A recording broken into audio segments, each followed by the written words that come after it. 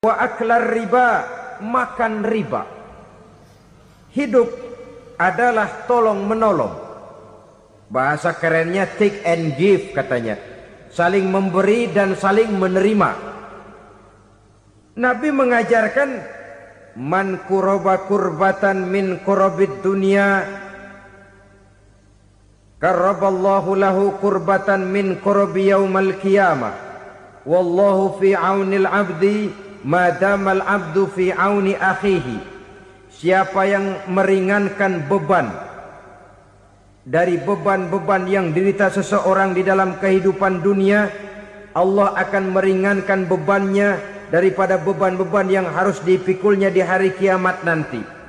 Wallahu fi aunil abdi madamal abdu fi auni akhihi. Allah senantiasa akan menolong seorang hamba selama hamba itu masih mau menolong saudaranya. Allah selalu akan menolong seorang hamba selama hamba itu masih mau menolong saudaranya. Apabila kita sudah berpangku tangan terhadap kesulitan orang lain, biasanya pun pada saat kita mendapat kesulitan, kita akan sulit juga memperoleh pertolongan. Nah, riba alias renten, kedoknya adalah menolong orang. Tapi sama juga bulu buntutnya dilepas, palanya dicekek. Menolong orang pada akhirnya menjadi beban bagi seseorang. Dan memang mencari orang-orang yang berada dalam posisi kesulitan. Biasanya di daerah-daerah di mana musim paceklik jadi lapangan kerja sulit, sedangkan urusan perut tidak bisa ditunda. Akhirnya orang terjebak ke dalam rentenir, ke dalam riba, ke dalam renten, bunga berbunga, sehingga satu saat jumlah bunganya bisa lebih besar dari jumlah pinjaman pokoknya. Kemudian kalau juga ternyata tidak bisa dibayar, rumah jadi taruhan. Memang rumah satu-satunya, begitu rumah ditarik mulain camping. Bukankah pada akhirnya akan mewariskan kesengsaraan? Oleh karena itu, kepada kita berusahalah jangan berhubungan dengan rentenir, jangan makan renten dan riba. Kepada mereka yang melaksanakan riba, walaupun mendatangkan keuntungan materi, tapi percayalah harta yang didapat dengan jalan riba tidak akan membawa keberkahan. Manakala tidak membawa keberkahan, dia tidak akan mendatangkan ketenangan di dalam kehidupan kita. Oleh karenanya, memakan harta riba termasuk perbuatan yang merusak sendi-sendi kehidupan sosial, merusak kehidupan orang lain, merusak kehidupan masyarakat, tetangga, pergaulan, dan sebagainya. Merusak akidah dan keimanan, merusak amal perbuatan yang sudah kita kerjakan, merusak sendi-sendi kehidupan sosial, pendek kata, merusak segala hal di dalam kehidupan kita. Jauhilah olehmu 7 macam perkara yang merusak. Yang pertama, asyirku billah, menyekutukan Allah subhanahu wa ta'ala. Agama dimulai dari keyakinan, maka kehancuran agama selalu dimulai dari kehancuran keyakinan, iman atau akidah yang dimiliki oleh seseorang. Dan untuk menghancurkan nilai-nilai iman yang kita miliki ini, orang rasanya tidak akan menghantam kita dengan peluru kendali. Orang tidak akan mengirimkan nuklir ke sini. Orang tidak juga akan mengirimkan satuan militernya ke sini. Untuk menghancurkan nilai-nilai iman, dibanjiri kita dengan paham-paham yang merusak dan mendangkalkan akidah. Baik ia bernama materialisme, baik ia bernama sekularisme, baik ia bernama banjirnya maksiat dan munkarat, baik ia bernama banjirnya peradaban dan kebudayaan yang menghancurkan moral daripada anak-anak kita. Sedikit demi sedikit melenturkan dan melunturkan nilai-nilai keimanan kita untuk kemudian pada waktunya nilai iman itu akan bertukar dan berganti menjadi nilai syirik kepada Allah Subhanahu wa ta'ala. Atau pada sisi lain menjadikan yang selain Allah sebagai tujuan akhir daripada kehidupan kita. Sedangkan kita sama-sama maklum bahwa di dalam pandangan agama Islam, dosa yang tidak berampun, dosa yang terbesar, termasuk dalam kategori bapak moyangnya dosa, tidak lain adalah syirik, yakni menyekutukan Allah Subhanahu wa ta'ala. Pola penghancuran iman ini memang berstrategi.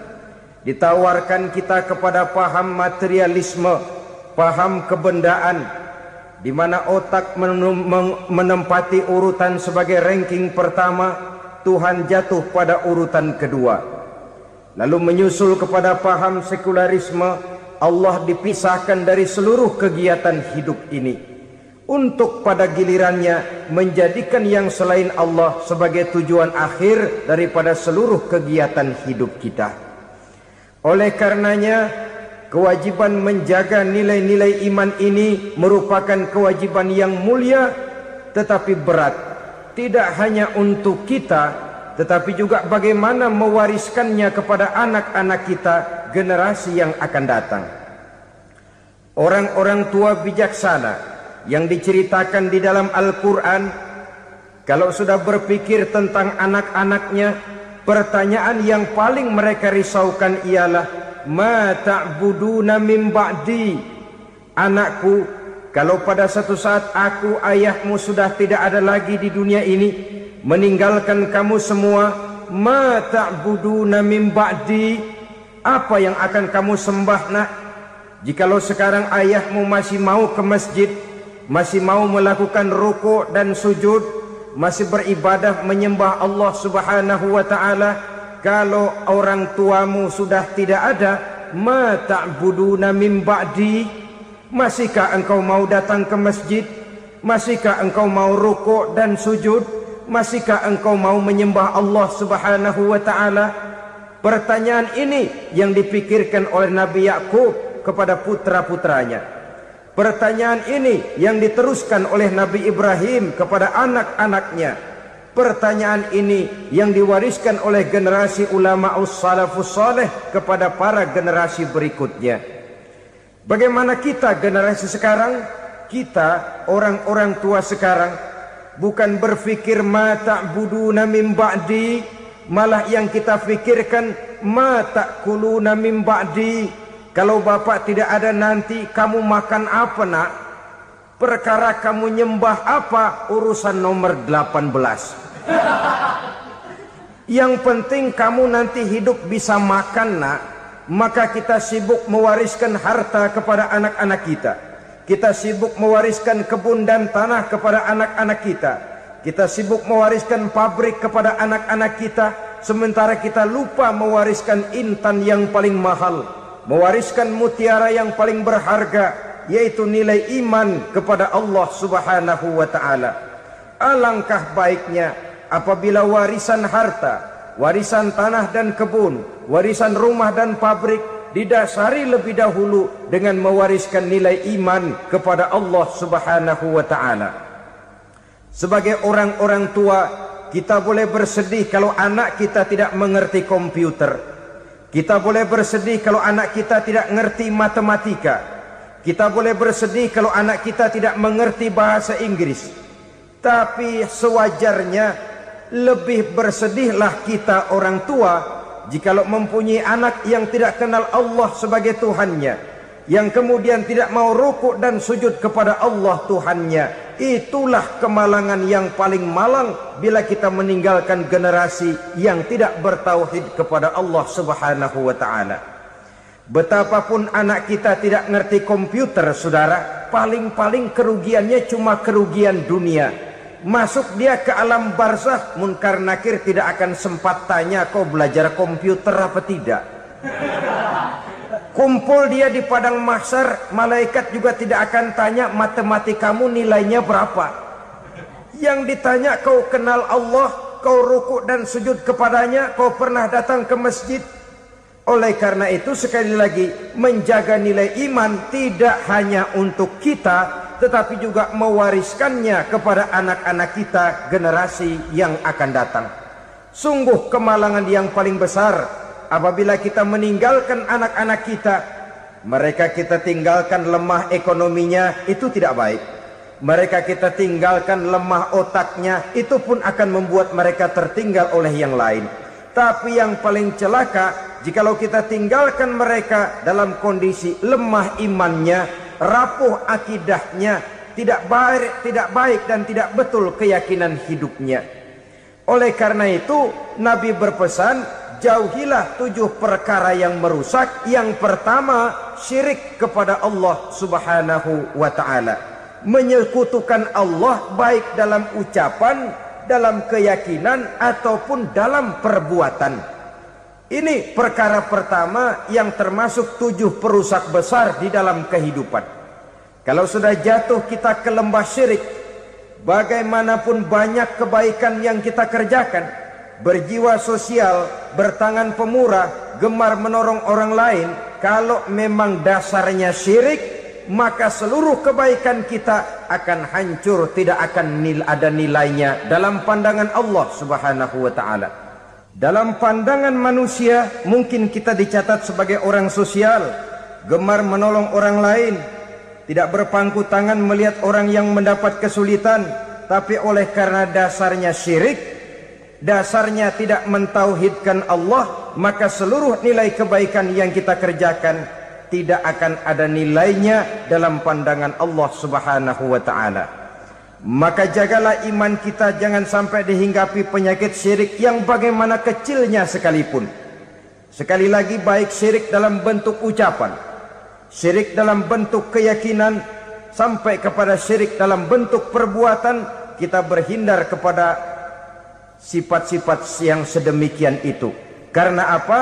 Dalam satu ayat Quran Allah Subhanahu wa ta'ala menjelaskan, innallaha la yaghfiru ayyushraka bih wa yaghfiru ma duna dzalika liman yasha. Allah tidak akan memberi ampun kepada orang-orang yang menyekutukannya, tapi Allah masih mau memberikan ampun kepada dosa-dosa yang selain itu bagi orang-orang yang dikehendakinya. Dosa selain syirik, apabila kita bertaubat, Allah masih mau mengampuni. Tapi kalau sudah jatuh ke tempat syirik, itu sudah dosa yang tidak berampun. Taubatnya tidak lain melepas syirik, kembali kepada tauhid, berkeyakinan bahwa hanya ada Allah Subhanahu wa ta'ala, Tuhan satu-satunya, yang lam yalid walam yulad walam yakul lahu kufuwan ahad. Tidak beranak, tidak pula diperanakkan, dan tidak satupun yang dapat menyerupai Tuhan Allah Subhanahu wa ta'ala. Saudara-saudara kaum muslimin rahimakumullah, bahwa kita di zaman sekarang memang tidak menyembah berhala, ya. Bahwa kita tidak berterang-terangan mengatakan Tuhan lebih dari satu, memang. Bahwa kita tidak berkeyakinan Tuhan itu punya anak atau diperanakkan, tentu. Tapi dalam perbuatan dan i'tiqad, kita kadang-kadang jatuh tanpa kita sadari ke tempat yang bernama syirik ini. Oleh karenanya, di zaman di mana teknologi makin canggih, di mana kemajuan pembangunan makin menjangkau berbagai aspek kehidupan, diperlukan keseimbangan antara kemajuan fisik material dengan kemajuan mental spiritual. Apabila tidak ada keseimbangan, yang terwujud tentulah kepincangan, yang diawali dengan pincangnya cara kita berpikir, sehingga pada akhirnya akan mengarah kepada pincangnya cara kita berbuat dan bertindak di dalam kehidupan kita. Oleh karena itu Nabi berpesan, jauhilah sifat syirik, karena syirik merupakan dosa yang teramat besar. Ini sifat merusak yang pertama. Yang kedua, kata Nabi, wasihra, jauhilah sihir. Sihir ini juga termasuk perkara yang merusak kehidupan. Kita semua sama-sama maklum bahwa sihir sebenarnya bukan persoalan baru. Sejak sebelum datang Islam, sihir itu sudah ada. Di zaman Yunani kuno, sihir ada. Di zaman Mesir kuno, di zaman Cina kuno, dan yang lain-lain yang serba kuno, sihir itu sudah ada.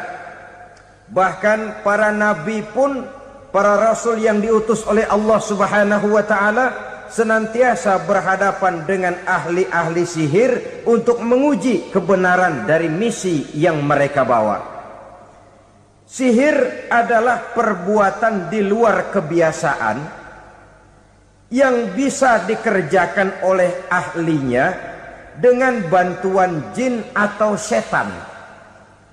Hukum mempelajari sihir adalah haram, mengamalkannya lebih haram lagi.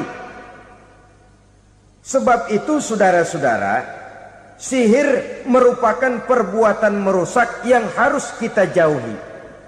Ciri-ciri daripada perbuatan sihir, pertama, ia mengandung tipuan, bayangan khayal. Di zaman Nabi Musa misalnya, orang melihat tambang-tambang itu seperti ular.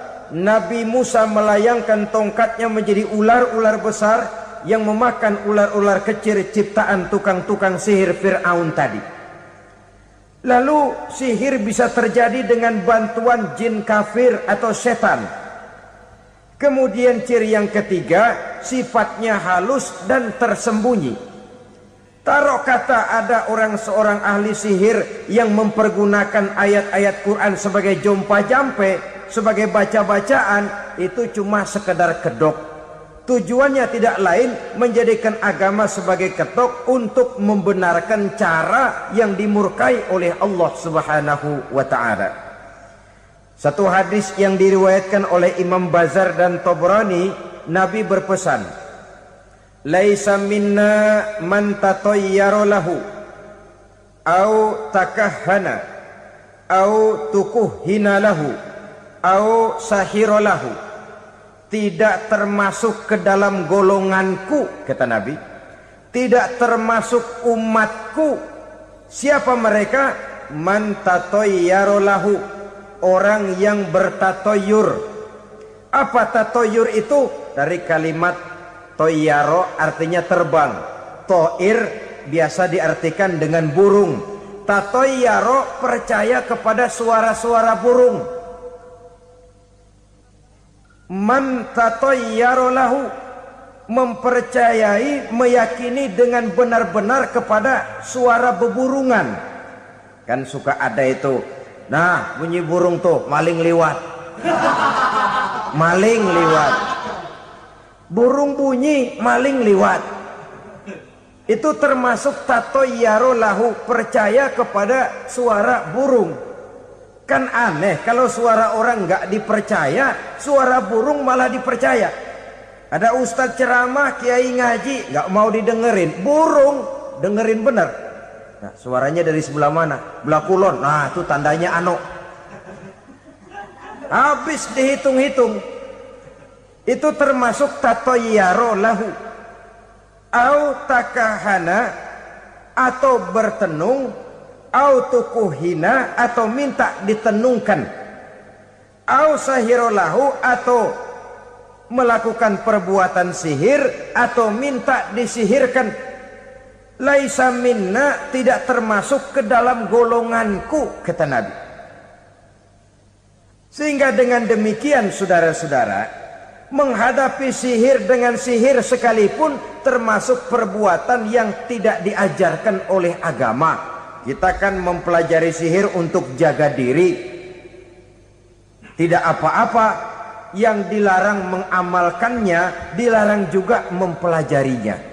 Sebab orang kalau sudah mengetahui, biasanya lalu terangsang untuk mencoba.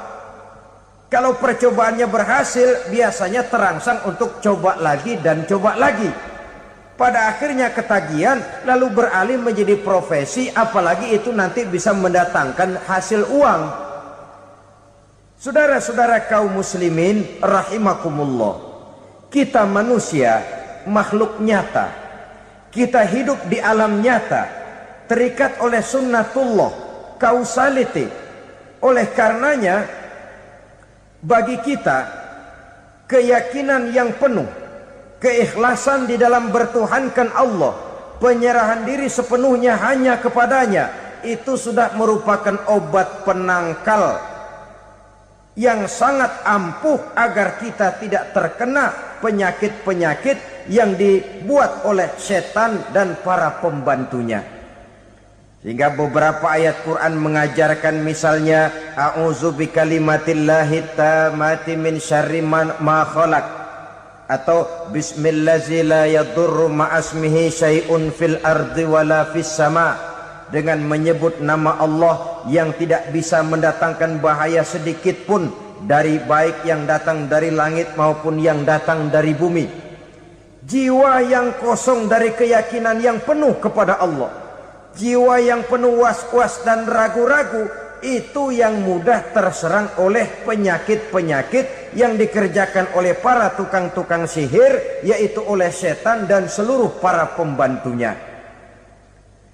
Kemudian hadis kedua yang diriwayatkan oleh Imam Ibnu Hibban, Nabi bersabda, la yadkhulul jannata mudminu khamrin wala mu'minu bisihrin wala qati'u rahmin. Tidak masuk surga. Ini Nabi yang bilang, tidak masuk surga. Siapa itu?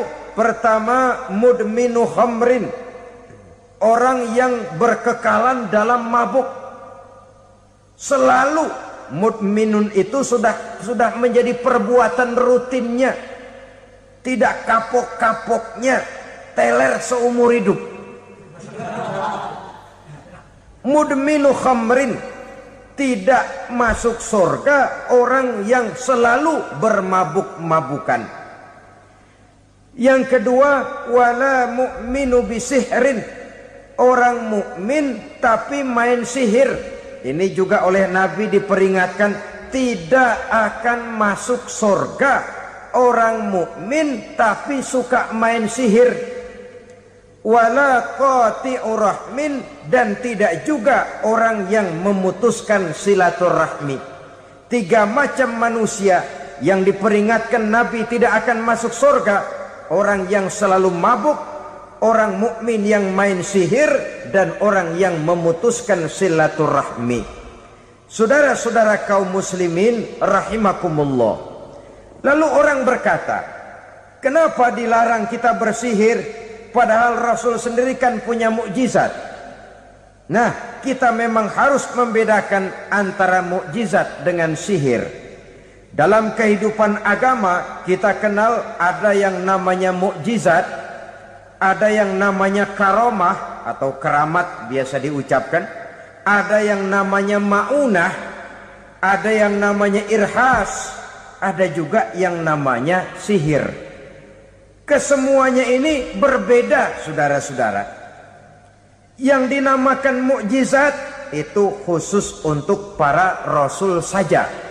Satu kejadian luar biasa yang terjadi dilakukan oleh Rasul atas izin dari Allah Subhanahu wa ta'ala.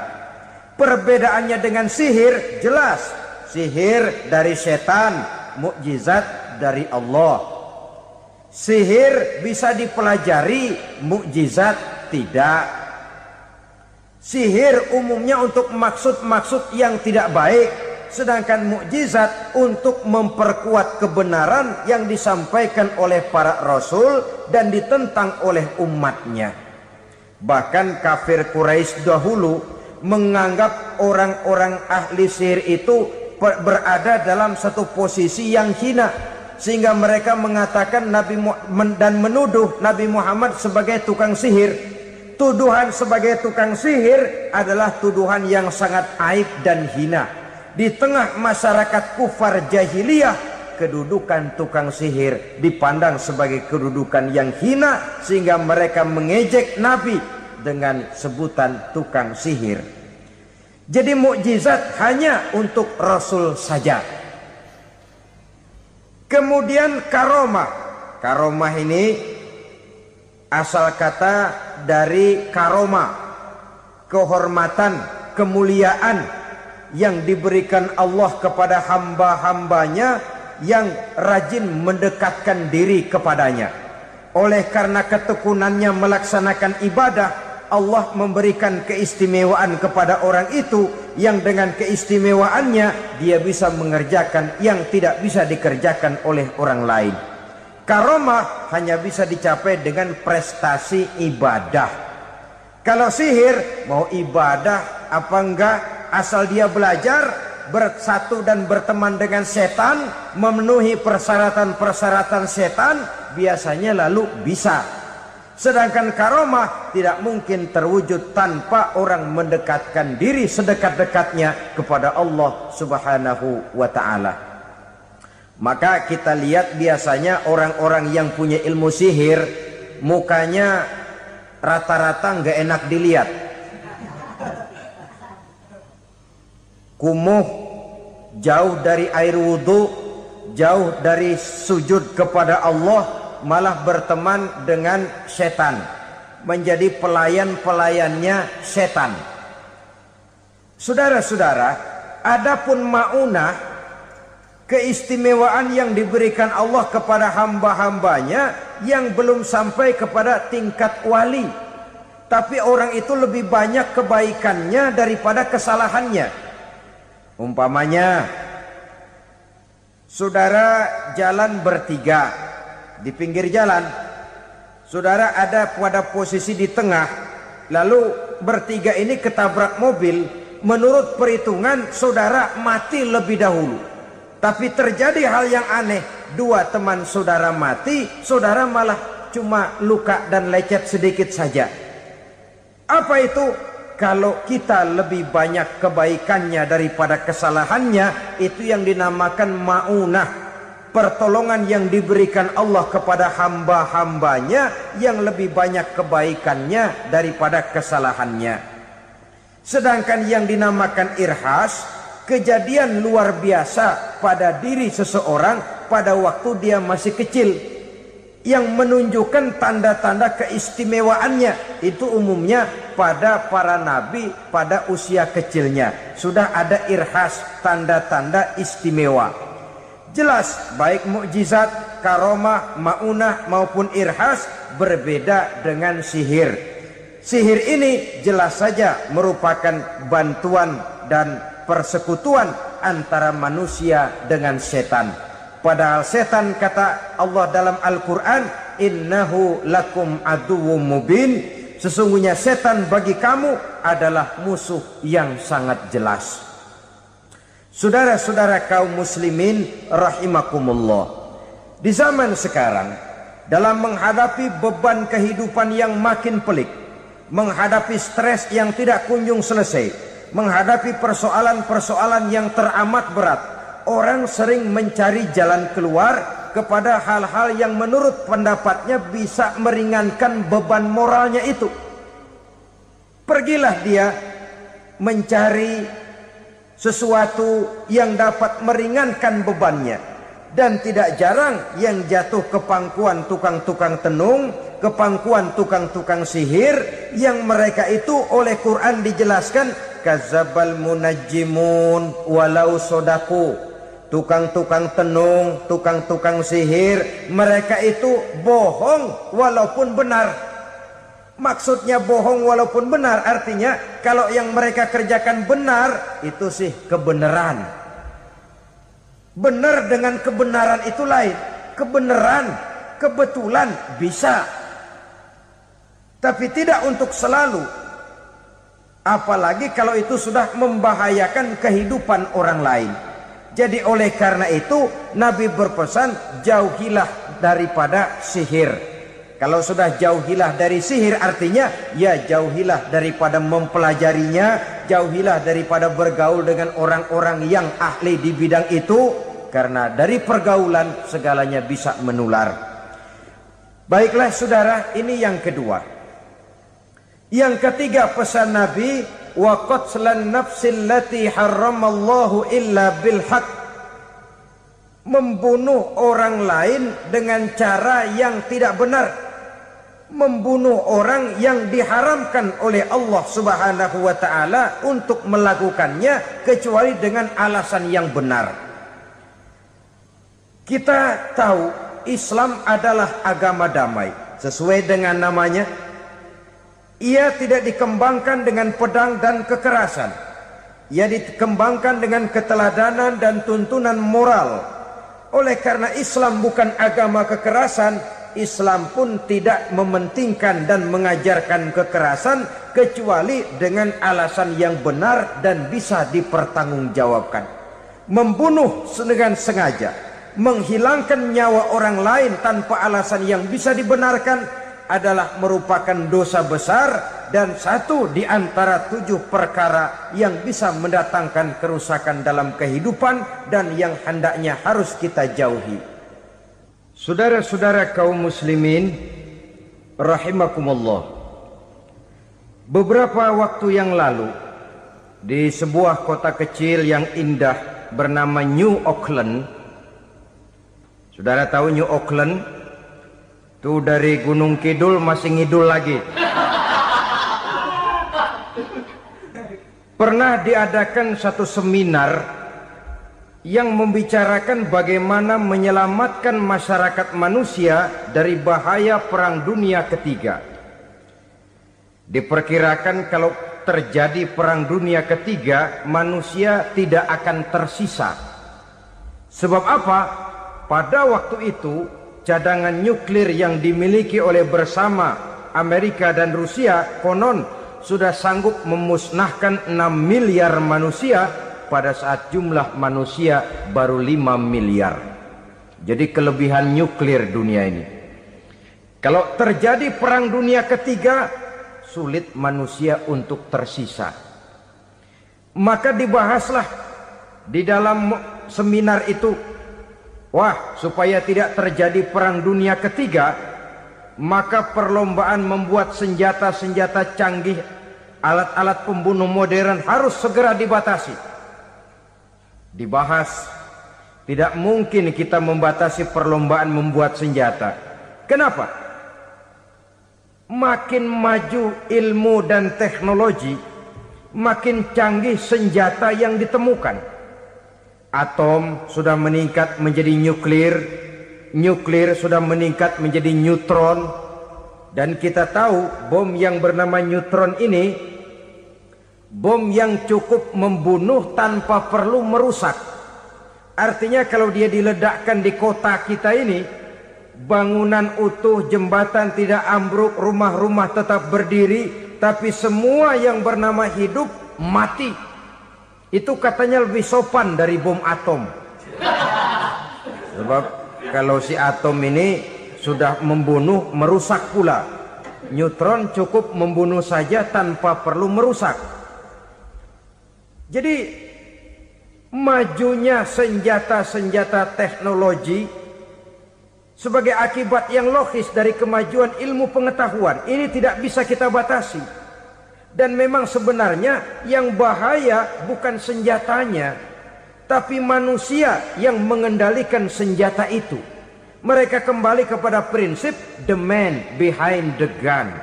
Bukan senjatanya yang bahaya, tapi manusia yang mengendalikan senjata itu yang bahaya. Walaupun senjatanya modern, katakanlah model M16 umpamanya, kalau yang mengendalikannya orang beriman, insya Allah aman. Tapi biar megang cuma senapan angin, kalau yang megang orang brutal, ngeri kita deket-deket. Apalagi kalau memang bukan ahlinya menggunakan senjata, bisa ngeker kaki kena jidat.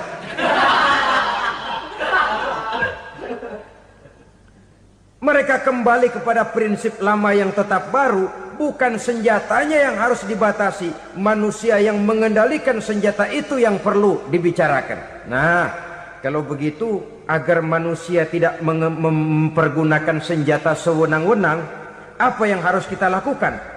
Ya, manusianya harus bermoral.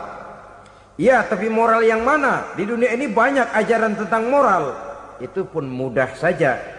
Di sini kan kita undang saja ahli dari berbagai agama, untuk membicarakan konsep perdamaian menurut agamanya masing-masing. Baik, setuju itu, setuju. Maka tampillah para ahli agama, mereka kembali kepada prinsip moral daripada konsep yang terkandung di dalam ajaran agama untuk menegakkan perdamaian. Mula-mula naiklah ahli dari agama Hindu, dibacakan konsep perdamaian menurut ajaran agama Hindu, bahwa untuk damai manusia harus meninggalkan nafsu keduniaannya, menempuh samsara dan sebagainya untuk mencapai nirwana, menjauhi kemegahan dan kemewahan dunia. Ini lalu dibahas, rasanya juga tidak mungkin ini. Kemudian dari agama Nasrani, bahwa untuk damai manusia harus menciptakan sifat kasih sayang. Kalau ditampar pipi kiri, berikan pipi yang kanan. Kalau diberikan selendang, berikan baju. Nanti orang kasihan, lalu dia tidak akan nampar lagi. Ketika ini dibahas, ternyata rasanya pun tidak mungkin bisa diterima. Karena apa? Di zaman sekarang orang ditampar pipi kiri, dikasih pipi kanan, bukan kasihan, gemes. Damai belum tentu, bonyok udah jelas. Lalu ketika dibacakan konsep perdamaian menurut Quran, di mana disampaikan ayat wa jazaa'u sayyi'atin sayyi'atun misluha faman afa wa aslaha fa ajruhu 'ala Allah. Balasan terhadap satu kejahatan adalah kejahatan yang seimbang, tetapi barang siapa yang memberi maaf dan mencari jalan damai, itulah yang terbaik dan akan mendapat pahala dari Allah Subhanahu wa ta'ala.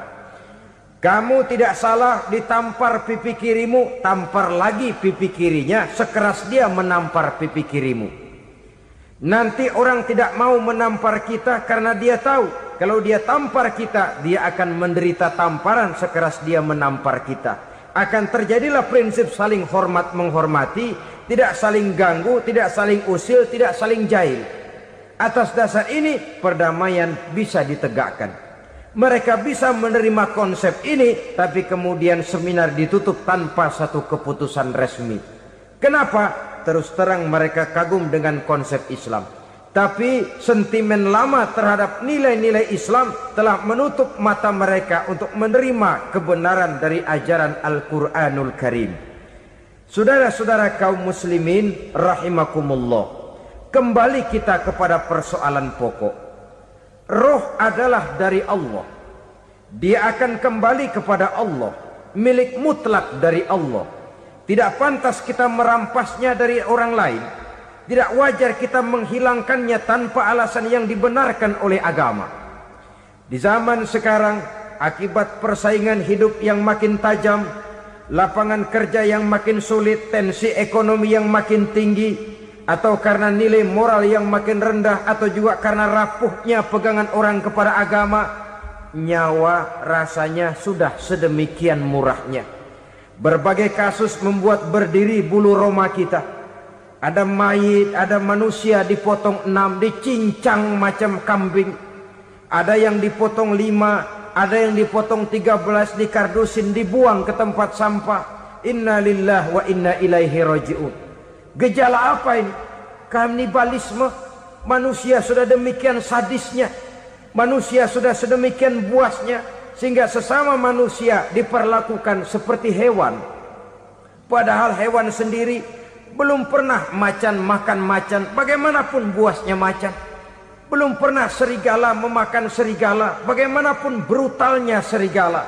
Tetapi manusia makan manusia di zaman sekarang kadang jadi kenyataan dalam kehidupan kita. Kadang persoalannya remeh saja. Soal uang 200 perak, pisau bicara, nyawa melayang. Soal rokok sebatang, celurit bicara, nyawa melayang. Soal-soal yang sama sekali tidak prinsip, begitu mudah kita menghilangkan nyawa orang lain. Padahal Nabi pernah memperingatkan, apabila dua orang muslim sudah berkelahi dan berbunuh-bunuhan, al-qatil wal maqtul finnar, yang membunuh dan yang terbunuh dua-duanya neraka. Sahabat heran, ya Rasul, kalau yang terbunuh, kalau yang membunuh masuk neraka itu sih wajar, tapi yang terbunuh kenapa neraka juga? Beliau menjawab, dua-duanya sudah punya niat untuk saling membunuh. Niatnya itu yang diponten. Yang terbunuh cuman lagi apes aja, keduluan dia. Umpama tidak terbunuh, pasti dia yang akan membunuh. Oleh karenanya al-qatil wal maktul, yang membunuh dan yang dibunuh finnar, dua-duanya masuk ke dalam neraka. Islam menghormati kehidupan. Tidak hanya terbatas kepada sesama muslim, orang-orang yang berlainan agama pun yang mau hidup berukun, damai, berdampingan dengan umat Islam, jiwa mereka, darah mereka dilindungi oleh nilai-nilai Islam yang disebut dengan kafir zimmi ini. Mengganggu mereka sama saja dengan mengganggu aku, kata Nabi. Jadi oleh karena itu, sayangilah sesama. Kehidupan adalah anugerah Allah, bukan wewenang kita untuk mencabutnya dari orang lain, bukan wewenang kita untuk merampas dan menghilangkannya dari orang lain. Apa yang tidak enak terjadi pada diri kita, begitu pula lah apabila terjadi pada diri orang lain. Sehingga Nabi mengatakan, la yu'minu ahadukum hatta yuhibba li akhihi ma yuhibbu li nafsihi. Belum dikatakan beriman seseorang kamu apabila dia belum mencintai saudaranya seperti ia mencintai dirinya sendiri. Apa yang enak dirasakan oleh orang lain, enak juga dirasakan oleh dia. Mengukur orang lain dengan diri sendiri. Kalau orang lain tanpa salah saya fitnah, kalau saya tanpa salah difitnah orang, enak apa enggak? Enggak, orang lain juga begitu. Kalau orang lain tanpa salah saya tempeleng kepalanya, enak apa tidak? Tidak. Orang lain juga begitu. Yang tidak enak terjadi pada diri kita, tentu tidak enak juga kalau terjadi pada orang lain. Mengukur orang lain dengan diri sendiri, sehingga tidak timbul sifat egois, tidak menari di atas bangkai orang lain, tidak mendirikan kebahagiaan di atas untayan air mata orang lain. Sehingga dengan demikian saudara-saudara, dia bisa menghormati kehidupan, menghormati orang lain sebagaimana dia ingin dihormati. Inilah perbuatan ketiga yang merusak, membunuh orang lain dengan yang diharamkan Allah tanpa alasan yang benar. Yang ketiga. Kemudian yang keempat, perbuatan merusak wa aklar riba, makan riba. Hidup adalah tolong menolong.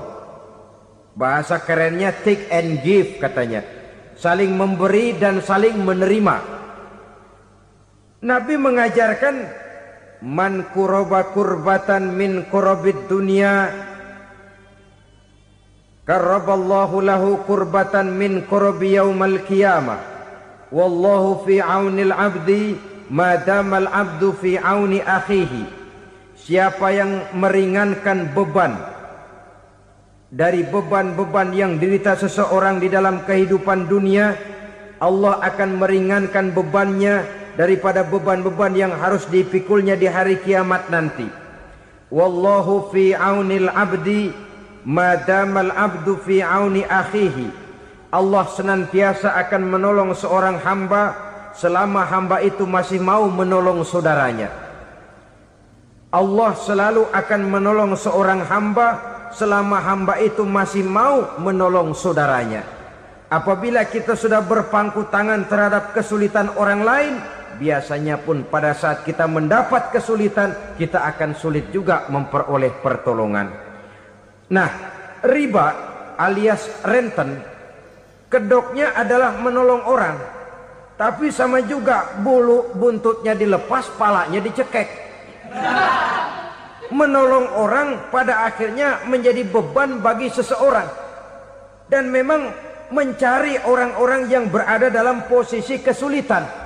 Biasanya di daerah-daerah di mana musim paceklik, jadi lapangan kerja sulit, sedangkan urusan perut tidak bisa ditunda. Akhirnya orang terjebak ke dalam rentenir.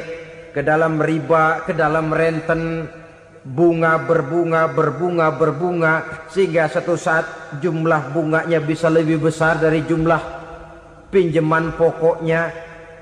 Kemudian kalau juga ternyata tidak bisa dibayar, rumah jadi taruhan. Memang rumah satu-satunya, begitu rumah ditarik mulain camping. Bukankah pada akhirnya akan mewariskan kesengsaraan? Oleh karena itu, kepada kita berusahalah jangan berhubungan dengan rentenir, jangan makan renten dan riba kepada mereka yang melaksanakan riba. Walaupun mendatangkan keuntungan materi, tapi percayalah harta yang didapat dengan jalan riba tidak akan membawa keberkahan. Manakala tidak membawa keberkahan, dia tidak akan mendatangkan ketenangan di dalam kehidupan kita. Oleh karenanya, memakan harta riba termasuk perbuatan yang merusak sendi-sendi kehidupan sosial, merusak kehidupan orang lain, merusak kehidupan masyarakat, tetangga, pergaulan dan sebagainya. Yang kelima, wa akla malil yatim, memakan harta anak yatim dengan cara yang zalim. Nih, memang lezat. Anak yatim itu nggak tahu urusan apa-apa. Kita diamanahkan untuk mengurusinya. Kadang-kadang dibentuklah panitia penyantunan yatim piatu. Yatimnya mah tetap kelaparan, panitianya yang pada gendut.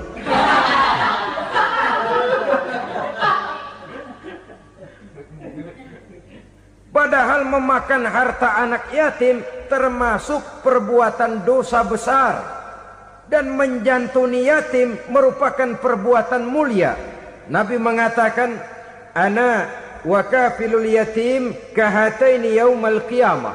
Aku dan orang-orang yang menyantuni anak yatim seperti dua jari ini pada hari kiamat nanti. Dekat sekali. Jikalau ingin di hari akhir nanti dekat dengan Rasul, bersahabatlah dengan anak-anak yatim. Jadilah pengurus anak-anak yatim. Bangunlah panti-panti asuhan yatim. Pada saat bapak ibunya meninggal, kitalah yang menjadi orang tuanya. Bahkan sedemikian besar perhatian Islam terhadap anak-anak yatim ini, sehingga Quran memberikan peringatan, ara'aital ladzi yukadzibu biddin fadzalikal ladzi yad'ul yatim wa la yahuddu ala ta'amil miskin. Tahukah kamu siapa orang yang mendustakan agama? Beragama tapi dianggap dusta, solatnya dusta, puasanya dusta karena agamanya sudah berdusta. Siapa mereka? Fazalikal ladzi yad'ul yatim, orang yang menyia-nyiakan anak yatim, wala yahuddu ala ta'amil miskin, dan tidak pernah memberi makan kepada orang-orang yang menderita kemiskinan. Menyia-nyiakan, meninggalkan anak yatim termasuk perbuatan yang divonis kita sebagai orang yang mendustakan agama. Saudara-saudara kaum muslimin rahimakumullah, maka sangat dicela mengeksploitir anak-anak yatim, menjadikan mereka sebagai kedok untuk mencari kekayaan pribadi. Tetapi jikalau ikhlas, ganjarannya sangat besar, nilai pahalanya sangat besar. Menyantuni yatim tidak hanya setahun sekali. Kalau Muharram pakai istilah lebaran yatim, dibentuklah panitia, diberilah beras, uang 45.000 rupiah, alhamdulillah. Tapi jangan lupa, si yatim tidak hidup cuma satu hari. Dia tidak hidup cuma di bulan Muharram saja, dia hidup 12 bulan dalam setahun. Sebagaimana anak-anak yang lain, dia juga berhak punya masa depan. Dia juga berhak menikmati bangku sekolah. Dia berhak mengenyam arti dan makna pendidikan. Dia berhak membekali diri dengan ilmu dan pengetahuan seperti halnya anak-anak yang lain. Maka kita yang diberikan keluasan oleh Allah, ingatlah itu. Bersahabatlah dengan anak-anak yatim, santuni mereka. Perkara setahun sekali di bulan Muharram, alhamdulillah, itu bagus, bin Thayyib alias baik. Tapi tentu dan tentu sekali lagi, si yatim tidak hanya hidup di bulan Muharram. Dia hidup 12 bulan dalam setahun. 24 jam dan di dalam sehari. Oleh karenanya menyia-nyiakan mereka pada saat posisi kita memang mampu akan memojokkan kita dalam satu posisi di mana kita dianggap sebagai orang yang mendustakan agama, memakan harta anak yatim dengan cara yang zolim. Bapaknya udah meninggal, kebunnya lebar, anaknya dikelecehin. Nah, dah kamu gak usah pusing, nanti saya yang ngurus. Akhirnya bukan ngurus, nguras. Si yatim mungkin tidak tahu bahwa dia disia-siakan, haknya diambil, miliknya dizolimi. Tapi Allah yang akan membalasnya dengan seadil-adilnya. Maka makan harta anak yatim biasanya balasannya tokcer bin paten. Nggak banyak selang tempo itu, nggak percaya cobain dah. Nyobain aja kan nggak bayar, umpama. Memakan harta anak yatim dengan cara yang zolim, ganjarannya biasanya kontan. Kenapa?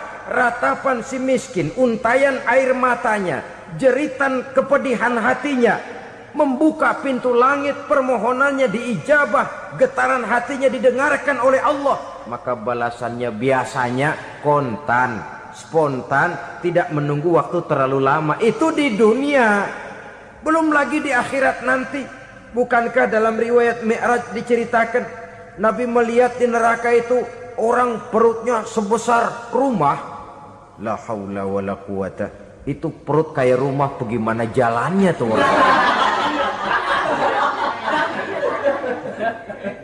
Dan memang gak jalan, diseret-seret oleh malaikat di neraka itu. Hancur perutnya, amburadul itu perut. Berantakan isinya, dibulatkan lagi, diseret lagi, hancur lagi, dibulatkan lagi. Sampai Nabi tanya, orang itu begitu berat siksanya kenapa ya Jibril? Itu Muhammad, waktu di dunia dulu rakus banget makan harta anak yatim. Begitu vonisnya, begitu menyedihkan nasibnya di akhirat. Tapi di dunia pun ketidakberkahan itu sudah membayangi kehidupannya. Oleh karena itu, kepada saudara-saudara yang mendapat titipan anak yatim, berbahagialah, karena semulia-mulia rumah adalah rumah yang di dalamnya ada anak yatim yang disantuni. Sehina-hina rumah adalah rumah di mana di dalamnya ada anak yatim yang disia-siakan. Begitu kata Nabi kita. Rumah yang paling mulia dalam pandangan Allah, rumah yang di dalamnya ada anak yatim yang disantuni. Rumah yang paling hina dalam pandangan Allah, rumah yang di dalamnya ada anak yatim yang nasibnya disia-siakan. Berbahagialah saudara apabila menjadi penyantun anak-anak yatim, pelindung mereka, sehingga mereka mempunyai masa depan sebagaimana anak-anak lainnya. Rasulullah sendiri sedemikian peka terhadap keadaan anak-anak yatim karena beliau sendiri memang mengalami. Umur 6 bulan dalam kandungan ibu, beliau sudah ditinggalkan oleh ayahnya. Pada saat berusia 6 tahun, ibu sudah meninggal. Yatim piatu dalam usia di mana beliau sedang perlu belas kasih seorang ibu dan pengertian seorang bapa. Kepekaan itu lalu timbul, bahkan kemudian sampai kepada beliau berkata, aku dan orang yang menyantuni anak yatim seperti jari tengah dan jari telunjuk di hari akhirat nanti. Sedemikian dekatnya. Baiklah ya, jadi yang kelima, memakan harta anak yatim. Jauhi karena ini perbuatan yang merusak. Yang keenam, watawalli yaumaz zahfi. Melarikan diri pada hari pertempuran. Apa ini? Khianat. Tidak konsekuen dengan konsep perjuangan. Pada mulanya keras benar teriak, berantas korupsi, ganyang korupsi. Cuma karena belum dapat giliran. Begitu dia naik dapat kesempatan, korupsinya lebih edan dari yang diteriakinya. Ini termasuk tawalli yaumaz zahfi. berpaling pada hari peperangan. Di saat menghadapi musuh, kalau belum kelihatan musuh, teriaknya nyaring bener, jangan takut demi kebenaran sampai titik darah yang paling penghabisan. Musuh belum kelihatan. Begitu musuh sudah kelihatan, paling dulu lari ke belakang. Kalau diajak berjuang ada saja alasannya. Sehingga Quran memberikan peringatan kepada kita semua. Mengapa kamu ini berat? Kalau sudah diajak berjuang di jalan Allah, kakimu seperti terhunjam berakar di perut bumi. Berat untuk melangkah berjuang. Lari dari pertempuran tidak konsekuen dengan konsepsi perjuangan. Mau enaknya saja dalam kondisi yang sulit lalu berpangku tangan. Ini termasuk ciri munafik yang di dalam Al-Quran disindir dengan bahasa kullama adha'a lahum masyaufi wa iza azlama alaihim qamu. Waktu terang mereka jalan, giliran gelap mereka mandek. Artinya, maksudnya, kalau giliran ada untungnya aja, rame-rame teriak Islam. Tapi begitu diminta berjuang, dituntut berkorban, rame-rame mundur. Waktu dilihat di Islam ada untungnya, rame-rame teriak Islam. Pak, saya Islam banget, Pak. KTP saya Islam, Pak. Pokoknya Islam banget dah. Tapi ketika diminta berjuang, dituntut sedikit berkorban, rame-rame mengundurkan diri. Tahun 65 PKI berontak. Waduh, waktu itu jadi orang Islam untung itu. Nggak dikejar-kejar, aman. Masjid rame, mobil-mobil mewah parkir di depan musola dan masjid. Kenapa? Waktu itu asal udah ke masjid aman. Islam selamat, untung. Tapi begitu keadaan aman, yang parkir di musola sepeda butut melulu.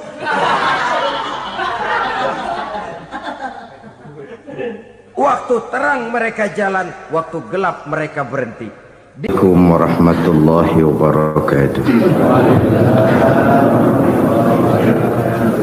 Alhamdulillahi rabbil alamin. Wa bihi nasta'inu ala umurid dunya waddin. Salatu wassalamu ala ashrafil anbiya wal mursalin Sayyidina wa maulana Muhammadin wa ala alihi wa sahbihi ajma'in, amma ba'du. Pada pertemuan kali ini secara khusus kita akan membicarakan tentang puasa ini. Kita akan mulai dari yang pertama, puasa sunnah. Sebagaimana yang kita maklum, sunnah adalah satu perbuatan yang apabila kita kerjakan berpahala, tapi apabila kita tinggalkan tidak merupakan dosa. Hanya saja ia merupakan barometer dan ukuran daripada orang-orang yang cinta kepada sunnah itu sendiri. Ada banyak jenis puasa-puasa sunnah ini. Yang pertama, puasa sunnah di bulan Muharram. Rasulullah sallallahu alaihi wasallam bersabda, "Afdhalus siyami ba'da Ramadan syahrullahil Muharram, wa afdhalus salati ba'dal fardhah salatul lail." Diriwayatkan oleh Muslim dari Abi Hurairah. Puasa yang paling utama sesudah puasa Ramadan tidak lain adalah puasa di bulan Muharram. Dan solat yang paling afdol sesudah solat yang wajib adalah solat pada sepertiga malam yang akhir. Puasa di bulan Muharram merupakan puasa sunnah dan mempunyai nilai yang sangat besar dalam pandangan Allah Subhanahu wa ta'ala. Buat mereka yang mampu melaksanakan puasa sunnah di bulan Muharram ini, boleh melaksanakannya selama 10 hari. Hari yang pertama boleh juga 3 hari saja, atau setidak-tidaknya 1 hari daripada bulan Muharram. Yang kedua, puasa 10 hari daripada bulan Zulhijjah. Karena bulan Zulhijjah ini memang termasuk bulan yang dimuliakan oleh Allah Subhanahu wa taala. Pertama, di sana ada hari Tarwiyah, ada hari Arafah, ada hari kurban, ada talbiyah, ada pelaksanaan haji dengan segala manasiknya. Maka puasa sunnah di bulan Zulhijjah merupakan amalan yang sangat utama dan besar pahalanya dalam pandangan Allah Azza wa Jalla. Sebagian ulama menjelaskan, man shoma hazihil ayyam akramahullahu bi asyri asya'in. Siapa orang yang melaksanakan ibadah puasa sunnah pada hari-hari 10 di bulan Zulhijjah ini, Allah Subhanahu wa taala akan memuliakannya dengan 10 macam perkara. Saudara, ini keuntungannya. Yang pertama, orang yang puasa di hari-hari 10 bulan Zulhijjah diberikan al-barakah fi umrihi, diberikan keberkahan pada umurnya. Setiap kita ingin memperoleh umur yang berkah. Umur yang berkah itu yang bagaimana? Apa yang jumlahnya panjang? Mungkin. Tetapi yang jelas, umur yang berkah ini adalah umur yang bisa dipertanggungjawabkan di hadapan Allah Subhanahu wa taala. Artinya, umur yang diisi penuh dengan kebajikan, umur yang diisi dengan segala macam kegiatan ibadah, dan umur yang dengan demikian sungguh pun kita sudah mati, jasad terkubur dalam tanah, nama kita akan tetap hidup, dikenal orang oleh karena kebajikan yang kita kerjakan. Saya kira akan lebih merupakan azab ketimbang nikmat kalau orang diberikan umur panjang tapi hanya untuk menumpuk-numpuk dosa saja. Kan lebih baik mana? Umur pendek banyak pahala, umur panjang banyak dosa. Lebih baik mana? Hah? Saya yakin yang paling baik tentu umur panjang banyak pahala. Paling sial umur pendek dosa melulu. Sudah diberikan umur pendek tidak seberapa, dosa berlipat ganda. Itu kalau orang kampung bilang tekor namanya. Rugi. Umur pendek hanya untuk menumpuk-numpuk dosa. Boleh jadi kalau umat-umat zaman dulu, saudara, mereka diberikan umur panjang. Nabi Adam, kita tahu Nabi Adam itu 2000 tahun umurnya. Nabi Nuh 950 tahun. Umatnya ya rata-rata segitu itu. Nah, kalau mereka misalnya punya umur 800 tahun, lalu 200 tahun mereka melakukan dosa, kan masih punya restan 600 tahun untuk taubat. Karena umurnya diberikan jatah panjang. Kita ini oleh Allah Subhanahu wa taala, umat Nabi Muhammad ini umurnya pendek-pendek. Kalau nyontoh Nabi 63 tahun saja.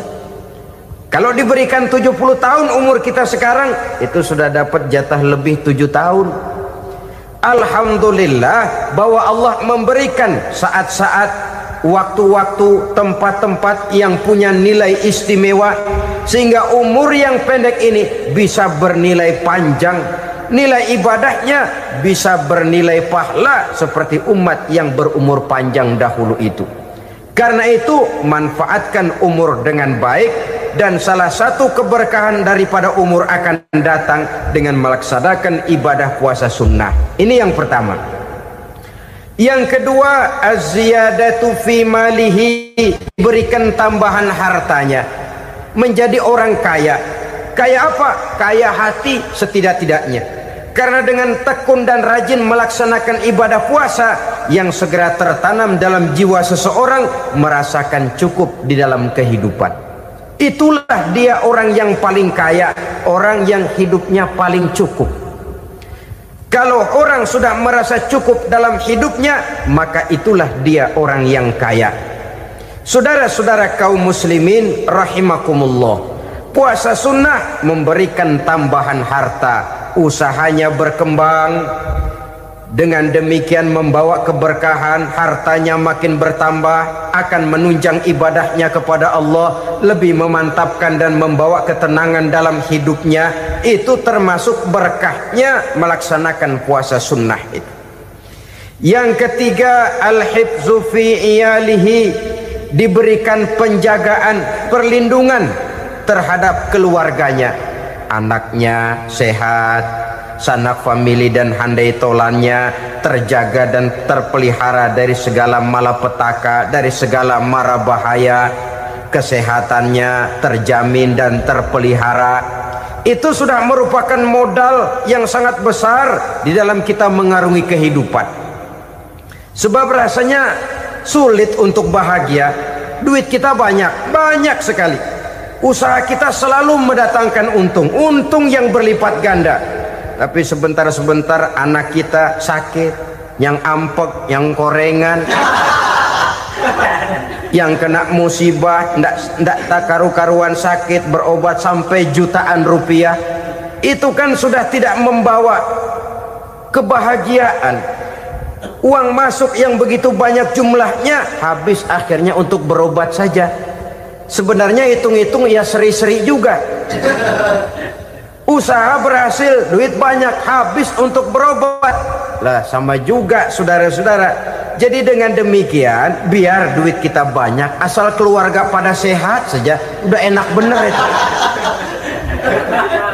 Duit banyak, ekonomi cukup, keluarga sehat, nikmat rasanya menjalani kehidupan ini. Yang kiamat sudah duit kagak barang seperak, keluarga ampek semua. Kiamat sudah. Saudara hadirin yang saya hormati, jadi yang ketiga, Allah memberikan pemeliharaan terhadap keluarganya. Satu kali orang dipelihara Allah, tidak satu kekuatan pun yang bisa mencelakakan. Satu kali orang disengsarakan Allah, tidak satu tenaga pun yang mampu menyelamatkannya. Itulah sebabnya perlindungan Allah, pemeliharaan Allah terhadap diri dan keluarga sangat kita perlukan di dalam kehidupan ini. Dengan melaksanakan ibadah puasa, kita mendekatkan diri kepada Allah. Dengan dekat kepada Allah, maka Allah pun dekat kepada kita. Sehingga dalam hadis qudsi dikatakan, ta'arraf ilallahi firraha ya'rifka fi syiddah. Ingatlah kepada Allah di waktu kamu senang, agar Allah ingat kepada kamu di waktu kamu susah.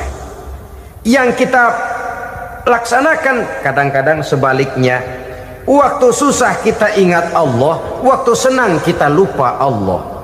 Akhirnya nanti pada waktu kita melarat, kebelangsak, susah dan sebagainya, pertolongan tidak akan datang kepada kita. Benar, ta'arraf ilallah firraha ya'rifka fi syiddah. Ingatlah kepada Allah di waktu kamu susah, ingatlah kepada Allah di waktu kamu senang, agar Allah ingat kepadamu di waktu kamu mendapat kesusahan. Umumnya watak manusia memang kalau sudah dapat susah, ingat kepada Allah. Waktu duduk, waktu berbaring, sambil tidur, dalam segala keadaan Allah disebutnya, Allah dimintakan pertolongannya. Tapi dikala dia berada pada posisi di atas angin, merasa senang, bahagia, Allah terlupakan. Saudara-saudara kaum muslimin, itu yang ketiga. Yang keempat, at-takfiru li sayyiatihi. Orang yang melaksanakan puasa sunnah itu diampuni segala dosa dan kesalahan yang telah dilakukannya. Dan yang kelima, at-tad'ifu li hasanatihi, diberikan balasan yang berlipat ganda dari segala kebaikan yang dikerjakannya. 1 berbalas 7, 7 bisa berbalas 10, 10 masih berbalas 100, masih ditambah dengan wallahu yudha'ifu liman yasha. Allah melipat gandakan pahala orang-orang yang dikehendakinya. Maka carilah satu kebaikan yang apabila kita kerjakan, dosa akan dihapus dan nilai pahalanya menjadi berlipat ganda. Satu kali kita bekerja, 2-3 pulau bisa kita raih dan kita jangkau. Yang keenam, orang yang melaksanakan puasa sunnah di bulan Zulhijjah, at-tashil li sakarati mautihi, diberikan kemudahan pada saat menghadapi sakaratul maut. Maut a mysterious problem. Dia adalah pintu yang setiap orang pasti akan memasukinya. Bahwa mati adalah mati, itu semua kita tahu. Tapi hakikat orang pada saat menghadapi mati itu kan berbeda-beda. Ada yang matinya itu gampang sekali, persis orang tidur saja, tidak nampak gelisah, tidak bikin susah yang hidup, tidak gelimpangan di tempat tidur, persis seperti orang mau tidur saja. Ada yang sulit sekali menghadapi sakaratul maut, gelimpangan di tempat tidur, bikin bingung orang yang nunggu, kadang-kadang seperti kerbau digorok lehernya. Saudara-saudara, sulit menghadapi sakaratul maut. Oleh karena itu Rasulullah sallallahu alaihi wasallam sering beliau itu kalau berdoa membaca Allahumma hawin alayya fi sakaratil maut. Ya Allah, mudahkan saya di dalam menghadapi sakaratul maut. Rasulullah saja, saudara, orang yang ibadahnya paling banyak, orang yang hatinya paling bersih, orang yang akhlaknya paling luhur, masih berdoa semacam ini, mohon dimudahkan oleh Allah agar mudah menghadapi sakaratul maut. Apalagi kita, terus terang kita ini paling-paling kelas muhtalid, bangsa ama pahala mau ama dosa doyan. Lebih perlu lagi menghadapi sakaratul maut, sehingga apabila malaikat maut datang menjemput nyawa kita, dimudahkan, jangan dibikin sulit, supaya mudah. Jadilah orang baik-baik. Biasanya kalau banyak yang mati, malaikat maut juga kali main-mainin dulu tuh orang, kutak-katik, ditakut-takutin dan segala macam. Saudara hadirin yang saya hormati, maka menghadapi sakaratul maut ini merupakan kunci. Apakah seseorang bisa husnul khatimah atau bisa su'ul khatimah? Salah satu jalan untuk memudahkan diri menghadapi sakaratul maut, melaksanakan puasa sunnah di bulan Zulhijjah ini. Yang ketujuh, ad-diya'u li zulumati qabrihi, diberikan terang di alam kuburnya. Kubur, saudara tahu, saudara tentu sering lihat orang dimasukkan ke liang lahat, ditutup dengan papan, dinding ari kata kita di kampung, lalu diuruk lagi dengan tanah. Dalamnya liang lahat, gelapnya liang lahat, gelapnya diuruk dengan tanah, gelapnya di dalam kubur, tiga gelap yang menjadi satu. Bapak moyangnya gelap.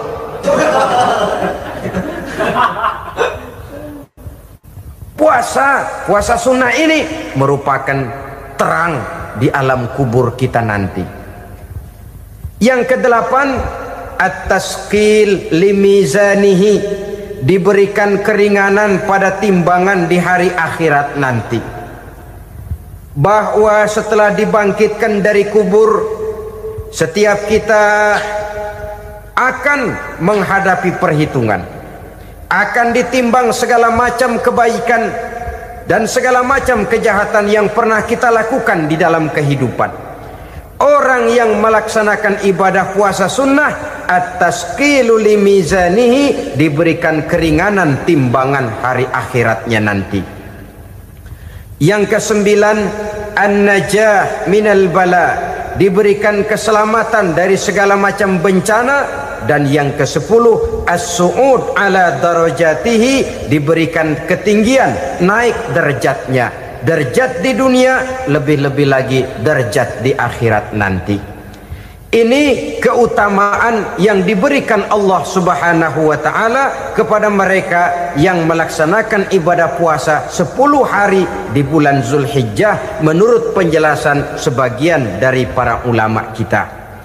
Jadi setelah puasa Muharram ada lagi puasa Zulhijjah. Kemudian puasa sunnah yang ketiga, puasa sunnah pada hari Senin dan hari Kamis. Apa sumber hukumnya? Diriwayatkan oleh Imam Muslim dari Abi Qatadah, Rasulullah Shallallahu Alaihi Wasallam ditanya tentang puasa pada hari Senin. Kenapa Rasul melakukan itu? Beliau menjawab, zalika yaumu wulidtu fihi wa yaumu bu'istu au unzila alayya fihi. Hari Senin itu adalah hari di mana aku dilahirkan dan hari di mana aku dibangkitkan. Wahyu pertama turun kepadaku pun pada hari itu. Maka sunnah melaksanakan puasa pada hari itu. Adapun hari Kamis, ada hadis yang diriwayatkan oleh Imam Turmuzi dari Abi Hurairah, Nabi bersabda, tu'radul a'malu yaumul isnaini wal khamisi fa uhibbu ay yu'radu amali wa ana sha'im. Disetor amal setiap manusia pada hari Senin dan pada hari Kamis. Maka aku ingin, kata Nabi, agar pada saat amalku disetor itu aku sedang puasa. Jadi malaikat itu menurut riwayat ini mencatat dan menyetorkan catatan amalan seseorang pada hari Senin, hari Kamis. Tiap hari Senin amalan kita disetor oleh malaikat. Catatan terakhir tentu yang sedang kita kerjakan, sehingga yang masuk daftar, saya tinggalkan orang ini, dia sedang puasa, karena naik catatan amalnya pada hari Senin.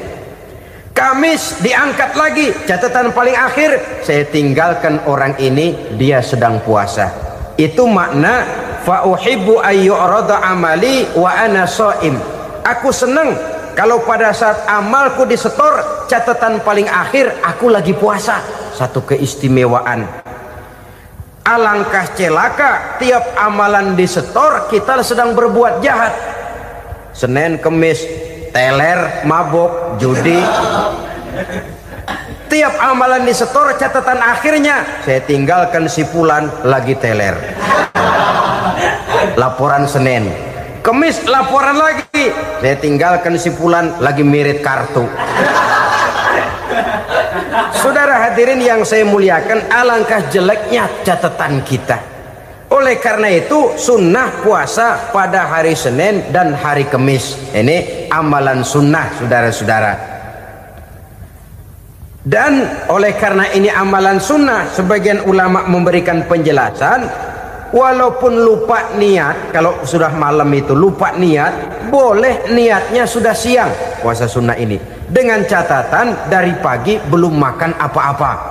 Malam saudara lupa, tahu-tahu ingat ini hari Senin, ini hari Senin, dah jam 10, niatlah jam 10 itu, sah puasanya asal dari pagi belum makan apa-apa. Tapi kalau sudah dapat 2 piring baru niat, jam 10 itu lain, ngojek namanya.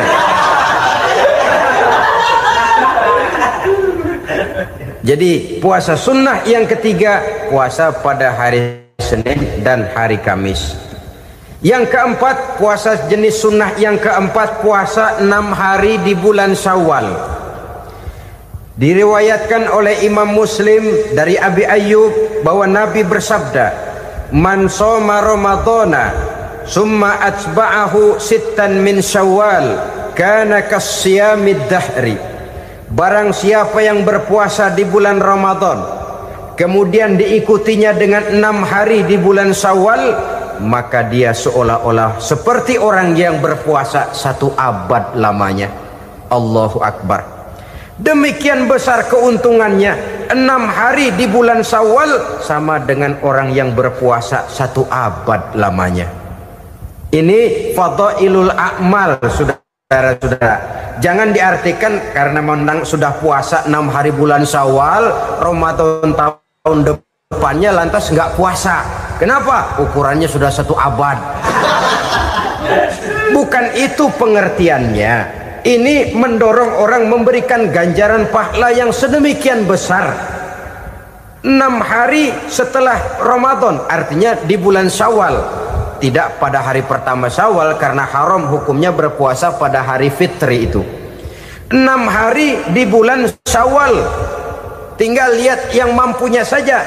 Boleh berurutan, boleh tidak berselang-seling, boleh, asal saja jumlahnya 6 hari selama masih bulan Syawal itu. Hari ini 3 hari lagi, 4 hari lagi, diselang-seling atau berurutan, itu juga lebih baik. Puasa sunnah 6 hari daripada bulan Syawal. Kemudian yang kelima, puasa sunnah 3 hari pada setiap bulan. 3 hari pada setiap bulan. Diriwayatkan oleh Imam Bukhari dan Muslim dari Abi Hurairah. Abi Hurairah bercerita, "Ausani khalili sallallahu alaihi wasallam bisalasin." Kekasih saya Rasulullah berwasiat kepada saya, memesankan benar-benar kepada saya untuk melaksanakan 3 amalan yang terpuji. Pertama, siyamu salasati ayyamin min kulli syahrin. Puasa 3 hari dalam setiap bulan. Ini wasiat yang pertama. 3 hari pada setiap bulan. Tidak peduli bulan apa saja. Dalam artian ya bulan menurut perhitungan Islam ya. Muharram, Safar, Rabiul Awal, Rabiul Tsani, Jumadal Ula, Jumadil Akhir, Rajab, Sya'ban, Ramadan, Syawal, Zulqa'dah, Zulhijjah dan selanjutnya. 3 hari pada setiap bulan. Tanggalnya tanggal berapa saja. Lebih utama pada yang disebut Yaumul Bid, yaitu hari-hari di mana bulan menunjukkan purnama. Tanggal 13, tanggal 14 dan tanggal 15 pada setiap bulannya itu disunahkan melaksanakan puasa. Itu wasiat pertama, puasa 3 hari pada setiap bulan.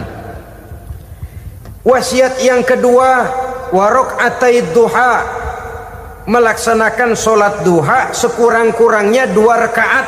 Itu wasiat yang dipesankan benar kepada saya, kata Abi Hurairah. Pertama, puasa 3 hari pada setiap bulan. Yang kedua, usahakan jangan meninggalkan 2 rakaat minimal daripada sembahyang duha. Kita tahu sembahyang duha itu sembahyang sunnah di waktu pagi seketika matahari naik sepenggalahan. Sekurang-kurangnya 2 rakaat, sebanyak-banyaknya 8 rakaat. Di antara fadilah atau keutamaan daripada sholat duha ini yaitu menyangkut masalah rezeki dan usaha. Kemudian wasiat yang ketiga, wa an utira qabla an anama. Beliau sangat berwasiat kepada saya untuk sholat witir sebelum tidur. Artinya sholat malam sebagai amalan sunnah di dalam kehidupan kita. Jadi saudara-saudara, dalam hidup ini kita akan selalu berbentur dengan keperluan. Kalau pada satu saat kita sudah sampai kepada tahap berpikir ini keperluan saya, tentu hal-hal semacam ini akan kita kerjakan. Kita belum tergerak melaksanakan ini semua oleh karena barangkali kita merasa belum memerlukannya. Karena itu marilah kita berusaha di samping melaksanakan puasa yang wajib juga melaksanakan puasa yang sunnah di dalam kehidupan kita. Ini jenis puasa-puasa yang sunnah. Kemudian yang kedua, ada macam puasa yang disebut puasa nazar. Hukum pelaksanaannya wajib apabila nazarnya sudah terwujud. Puasa nazar, puasa yang dikaitkan dengan suatu persoalan. Umpamanya, kalau saya lulus ujian, saya akan puasa 1 minggu lamanya. Begitu ujiannya ternyata lulus, dia wajib bayar nazarnya. Puasa 7 hari, tidak lagi sunnah tapi wajib karena dia nazarkan. Asal saja tidak sah nazar kepada yang makruh apalagi kepada yang haram. Umpamanya nazar kalau tembus 6 nomor mau puasa 3 hari. Itu nazar semacam itu bukan saja tidak sah tapi haram hukumnya. Tidak boleh nazar kepada yang makruh, apalagi kepada yang haram. Jadi apabila maksud yang sudah kita niatkan tercapai, wajiblah nazar itu dibayar, yaitu kalau nazarnya sunnah, melaksanakan ibadah puasa.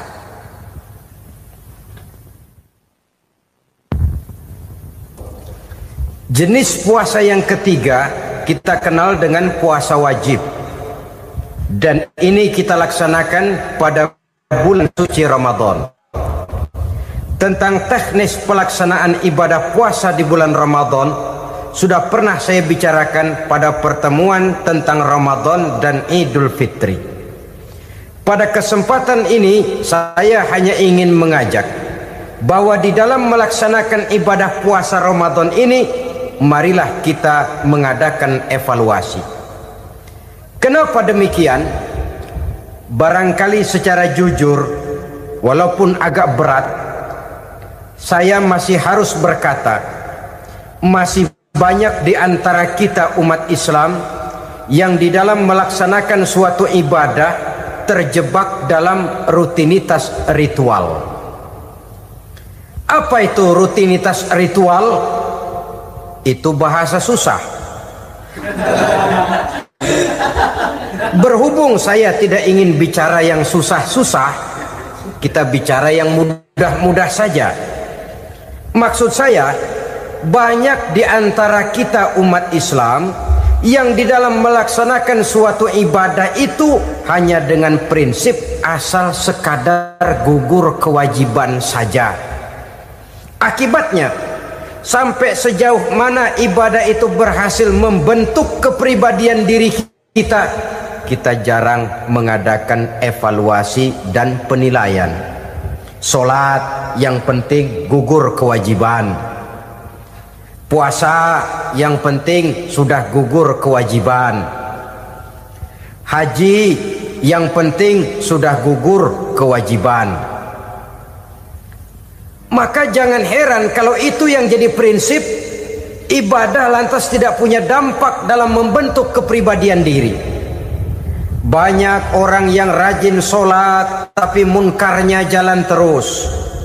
Sampai kadang-kadang kita bingung, yang sembahyang dia, yang nyolong dia. Puasanya kelihatannya tekun tapi tidak punya kepekaan sosial. Sama yatim piatu bersifat masa bodoh, sama fakir miskin malah gemes. Tidak lantas tumbuh kepekaan sosial walaupun dia sudah ikut merasakan tidak enaknya lapar dan haus. Ada juga yang sudah haji 4-5 kali mondar-mandir Jakarta Mekah, tapi gaya hidupnya tetap seperti katak di kolong tempurung, picik, sempit pandangan, dangkal hati, tidak terbuka walaupun sudah melihat Islam dalam skala internasional. Yang dia lihat, yang dia saksikan, yang dia pandang, tidak sanggup menggugah dan mengubah jiwanya, tidak bisa mewarnai pandangan hidupnya. Inilah akibatnya kalau ibadah hanya dikerjakan dengan prinsip asal sekadar gugur kewajiban. Hasilnya yaitu tadi, hajinya cuma menang topi putih sama serban. Sholatnya cuma prinsip asal gugur kewajiban. Begitu juga puasanya, begitu juga zakatnya dan ibadah-ibadah lainnya. Bukan tanpa satu maksud. Jikalau Allah Subhanahu wa ta'ala memerintahkan kita melaksanakan ibadah puasa di bulan suci Ramadan, bahkan maksud itu sangat pada penghujung ayat yang memerintahkan kita puasa. Ya ayyuhalladzina amanu kutiba alaikumus syiyam kama kutiba alal ladzina min qablikum la'allakum tattaqun. Orang yang beriman diwajibkan atas kamu berpuasa, telah diwajibkan juga kepada orang-orang yang sebelum kamu, la'allakum tattaqun, agar kamu dengan puasa itu menjadi manusia yang bertakwa kepada Allah Subhanahu wa ta'ala. Dengan kata lain, berhasil atau tidak puasa Ramadan kita ini akan nampak takwa kita meningkat atau tidak setelah kita melaksanakan ibadah puasa.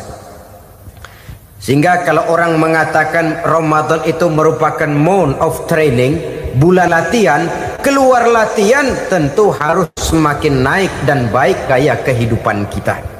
Jadi tujuan utama daripada pelaksanaan ibadah puasa adalah untuk membentuk manusia yang bertakwa. Nah, takwa itu kata Imam Qusairi hurufnya ada 4. Ta, qaf, wawu, ya. Masing-masing huruf ini simbol dari pribadi orang yang bertakwa, bina dan dibentuk oleh pelaksanaan puasanya. Mari kita lihat. Huruf ta adalah lambang dari sifat tawadhu, rendah hati. Orang yang bertakwa, orang yang tidak mempunyai sifat sombong. Puasa menanamkan kita kesadaran terhadap kelemahan, terhadap keterbatasan, terhadap segala ketidakmampuan yang kita miliki. Ya Allah, baru sehari nggak kena makan, nggak kena minum, sudah begini lemesnya.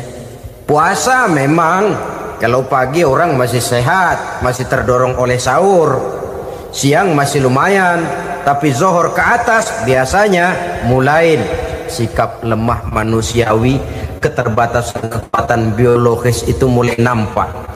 Dari sini tanam satu kesadaran, kalau begitu apa yang mau disembuhkan di hadapan Allah? Kaya, siapa sih orang paling kaya? Ilmu, siapa sih orang paling pintar? Pangkat, siapa sih orang paling tinggi jabatannya?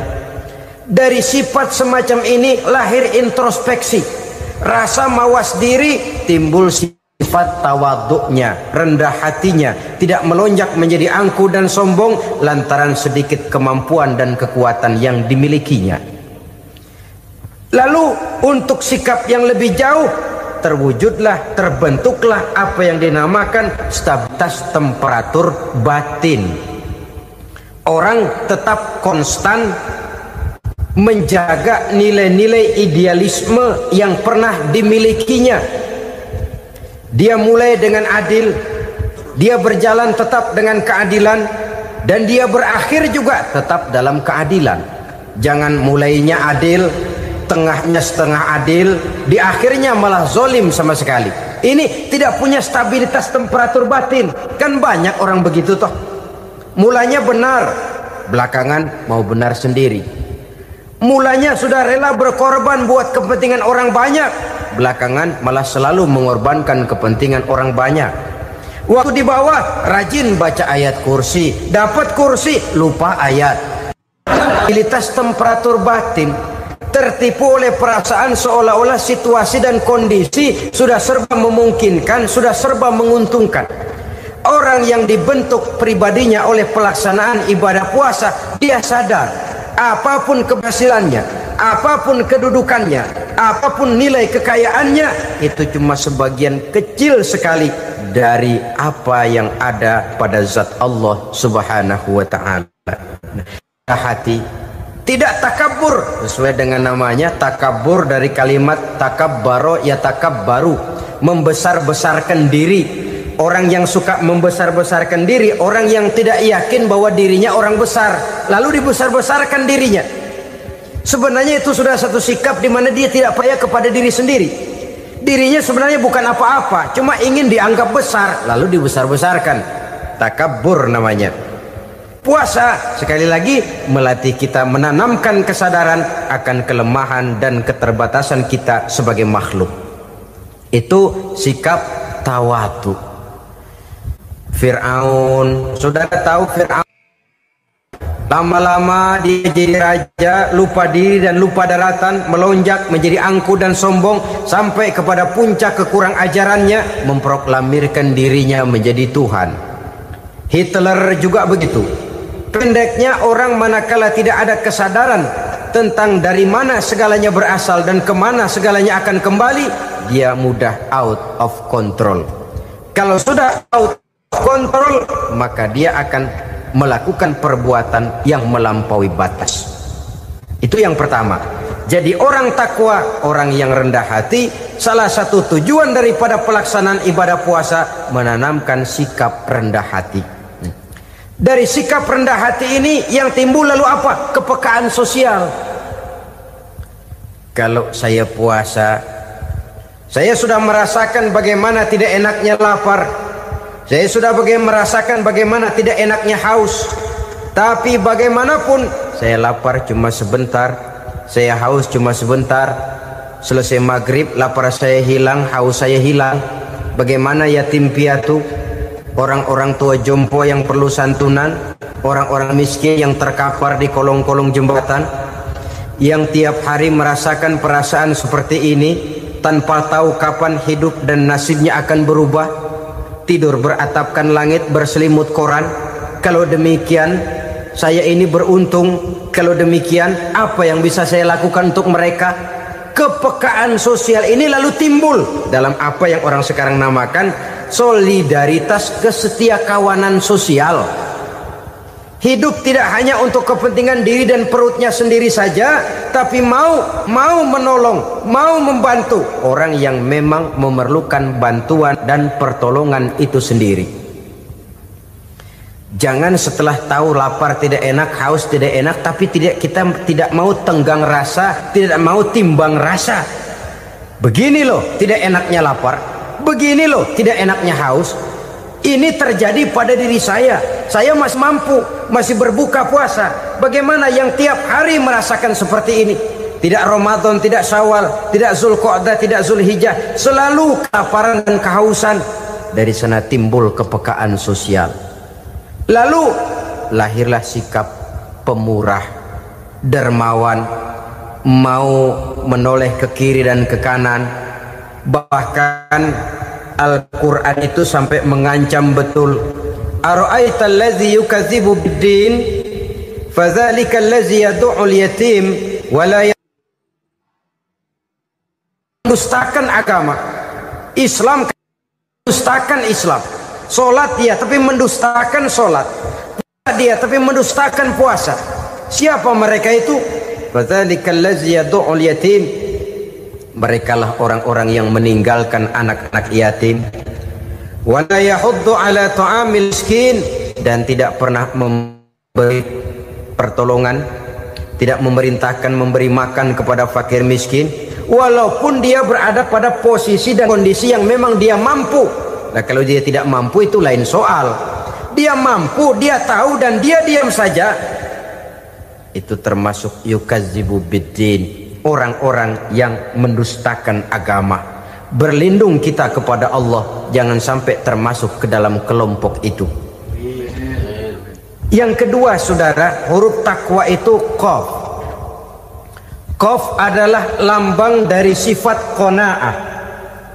Qanaah artinya merasa cukup. Puasa melatih kita untuk bersikap cukup dalam hidup.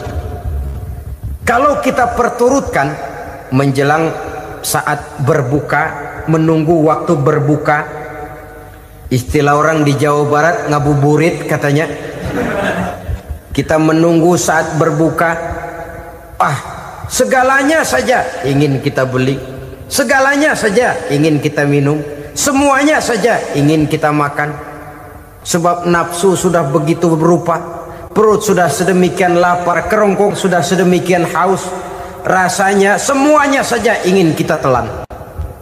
Tapi tahukah kita bahwa setelah maghrib berbunyi, berapa banyak yang kita makan, berapa banyak yang kita minum? Sesuaikah dengan keinginan kita tadi siang?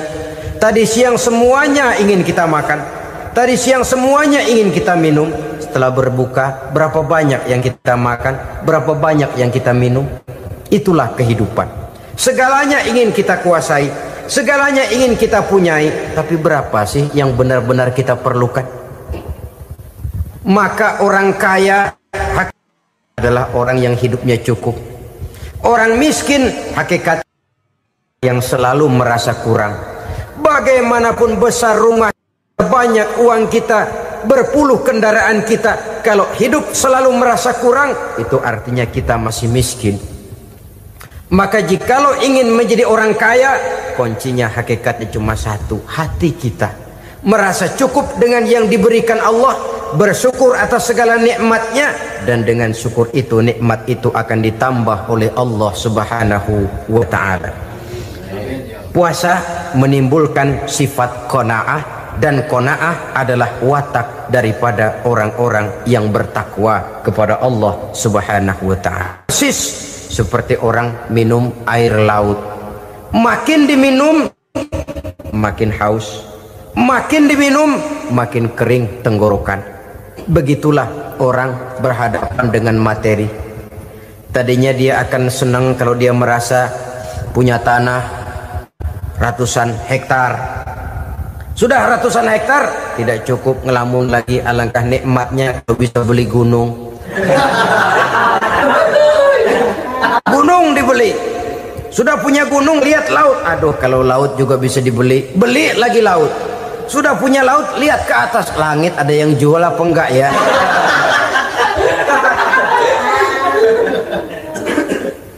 Seperti orang berhadapan dengan air laut yang makin diminum makin membuat kita haus dan makin kering tenggorokan ini. Maka itu harus dihentikan. Sikap untuk menghentikan itu tidak lain adalah dengan sifat qanaah itu tadi, merasa cukup dengan apa yang diberikan Allah, mensyukuri nikmatnya.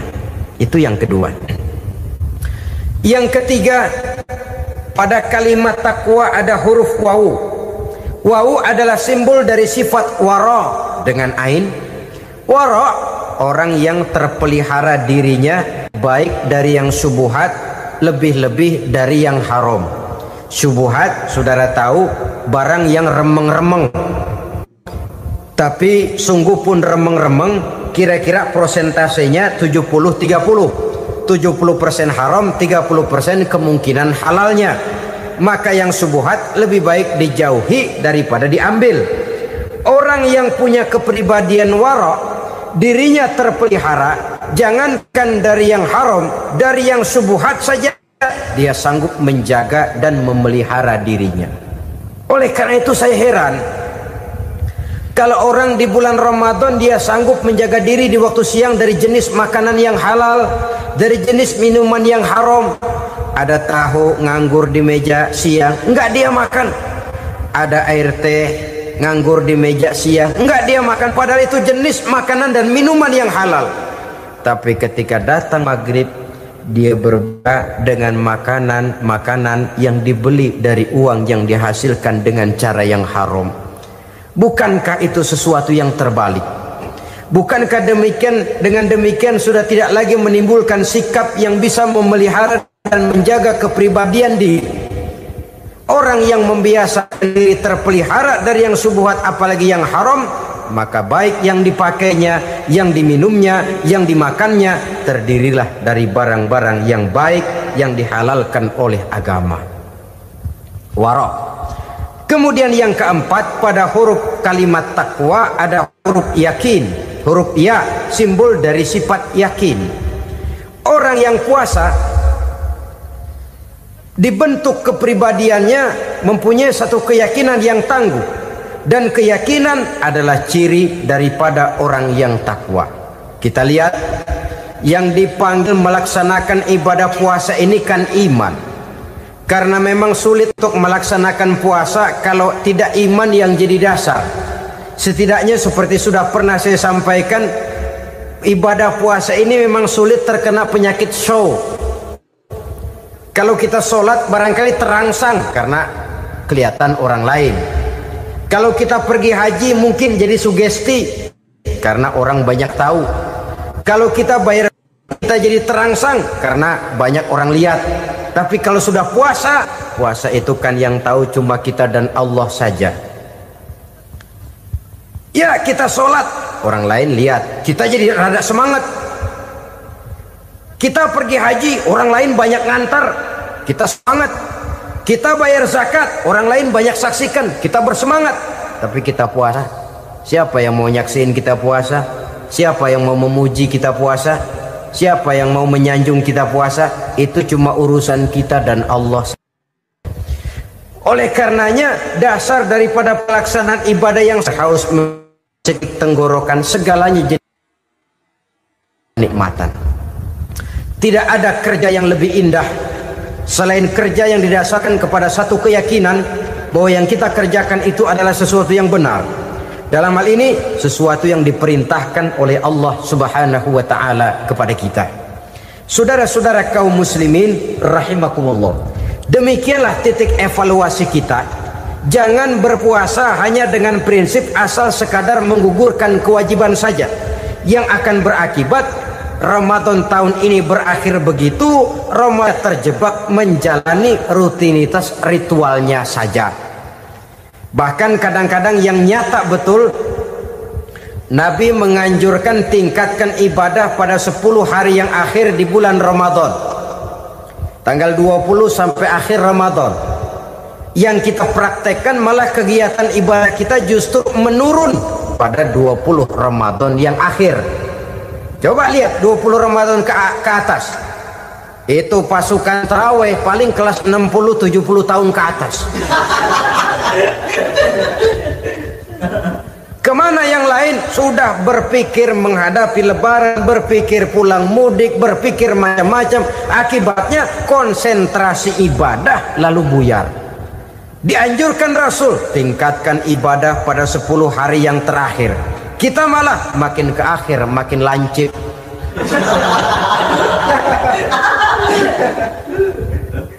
Saudara-saudara kaum muslimin rahimakumullah, kita terjebak oleh sesuatu yang sementara, oleh sesuatu yang bersifat kulit, lalu meninggalkan isinya. Padahal jikalau kita tidak mengisi Ramadan dengan kegiatan ibadah, berarti kita tidak keluar dari Ramadan dengan jiwa yang baru yang sudah ditempa oleh pengalaman ibadah di bulan Ramadan. Artinya kita tidak kembali kepada fitrah, kesucian seperti saat kita dilahirkan. Lalu kalau kita tidak kembali kepada fitrah, apa yang mau kita rayakan pada Idul Fitri itu? Di mana letak kegembiraan kita? Di mana letak kebahagiaan hati? Kembalikah kita kepada fitrah? Tidak. Benarkah puasa yang kita kerjakan? Kelihatannya juga tidak. Adakah dampak dari pelaksanaan ibadah dalam pribadi kita? Tidak. Kadang-kadang Ramadan selesai malah teriak merdeka.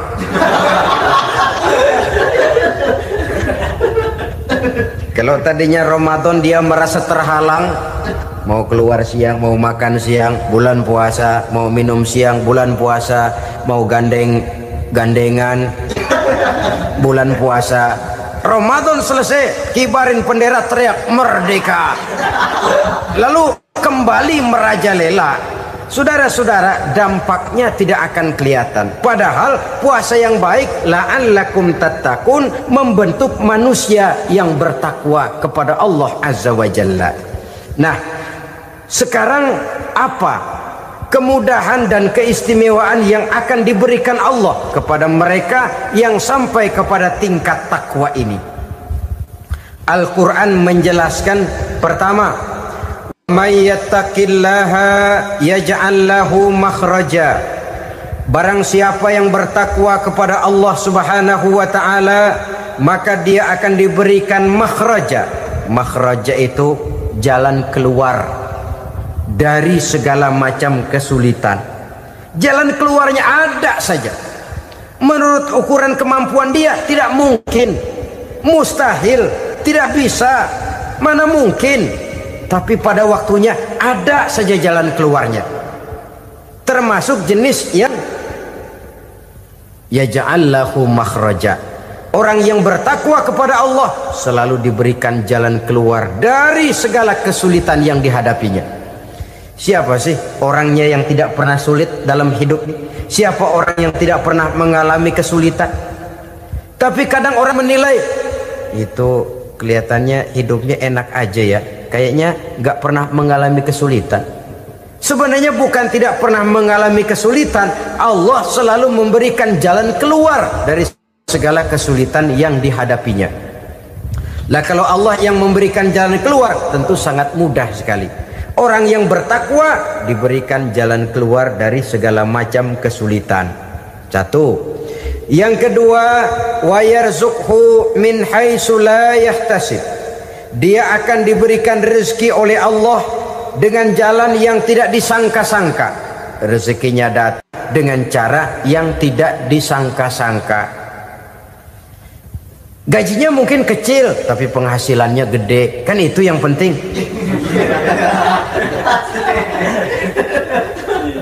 Gaji dan penghasilan kan lain tuh. Boleh jadi gaji kecil asal penghasilan gede, kan nikmat hidup itu. Nah, penghasilan ini ada yang bisa kita perkirakan. Bisa kita perkirakan. Misalnya gaji itu tadi. Kalau saya kerja, gaji saya begini. Ada rezeki yang masuk min haitsu la yahtasib. Tidak kita sangka-sangka. Tidak kita duga-duga. Tahu-tahu ada saja rezeki. Datang orang bawa persoalan yang mendatangkan hasil. Sebab rezeki, jodoh, maut memang seperti bayangan. Kita uber-uber dia lari, kita diem dia diem. Kan gemesin itu. Bayang-bayang itu begitu. Kita kejar, dia lari. Rezeki juga begitu. Kita diem, dia diem. Setengah mati yang namanya rezeki kita cari, kita uber. Ngobek sampai ratusan bohong kita kerjain.